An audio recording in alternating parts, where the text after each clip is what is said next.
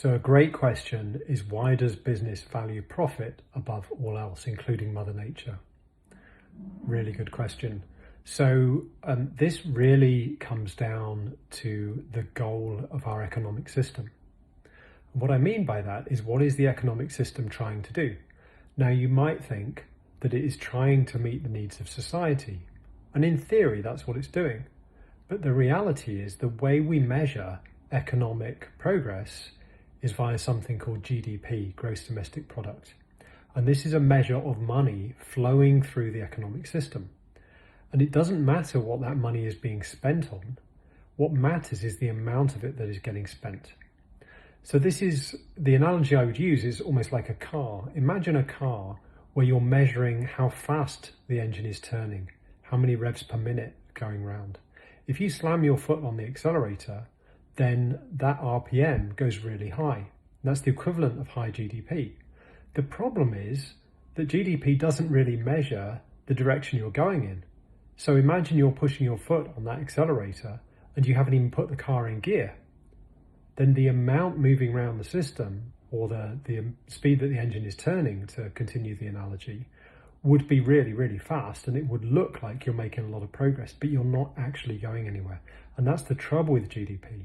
If all we measure is dollars, then we're going to optimize for dollars, and everything else, including societal well-being and nurturing our environment, is going to fall by the wayside.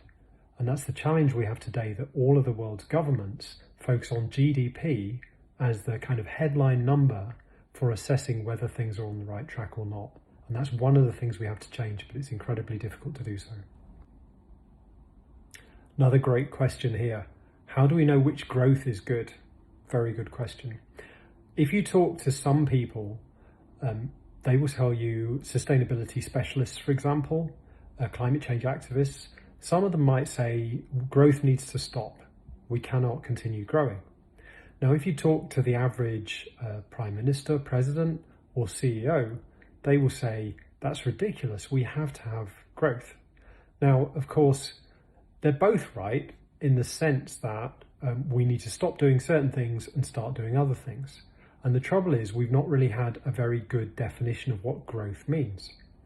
And actually, one environmental economist has identified that there are really 4 types of growth that we need to think about.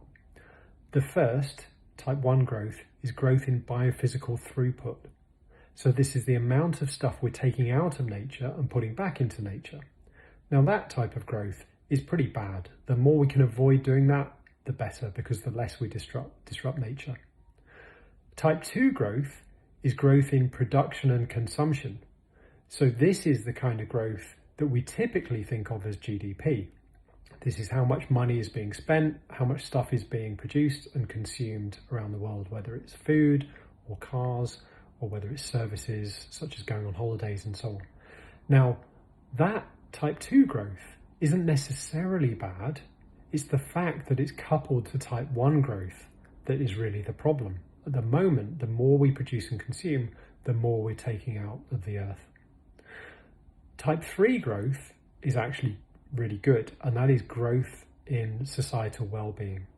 So that's growth in our ability to give people good education, to give people nutritious food, for people to have fulfilling lives, and so forth. And then type 4 growth is growth in natural capital. So this, for example, is improving the quality of our forests, enriching our soils, cleaning up our oceans. And this, of course, is good as well. So what we find if we take this kind of 4-phased approach to looking at growth is that type 2, production and consumption, is actually good if we can tie it to positive societal and natural outcomes, type 3 and type 4, and if we can decouple it from type 1. And this is the kind of more nuanced conversation we need, rather than this growth is good versus growth is bad argument. So when it comes to the question of what we can all do as individuals to contribute to a flourishing future for everybody, one of the best places to get started is to take a look at goodlifegoals.org. So this is an initiative which aims to translate the Sustainable Development Goals into actions that individuals can undertake themselves. So that's a really good starting point that covers all 17 of the Sustainable Development Goals. So one question is, how do you create jobs to lower unemployment but not destroy the earth? And what is the role of business in this?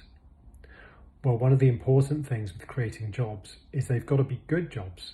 So that means paying a living wage. So that's enough to support a family in terms of meeting their basic needs for education, nutrition, healthcare, and so on. And fair employment terms. For example, the right to freedom of association and the right to parental leave. These things are really important because it's not so long ago that companies thought that if they were giving people jobs, then they were doing their bit for society. But the quality of those jobs is really what matters. Ideally, of course, companies create jobs that give people a sense of purpose, meaningful work. And that's where the role of business ties in with supporting the Earth's natural systems and the social fabric we all depend upon. And there's various ways that business has to behave to ensure it is upholding those system conditions. And that's some of the work we do at FutureFit.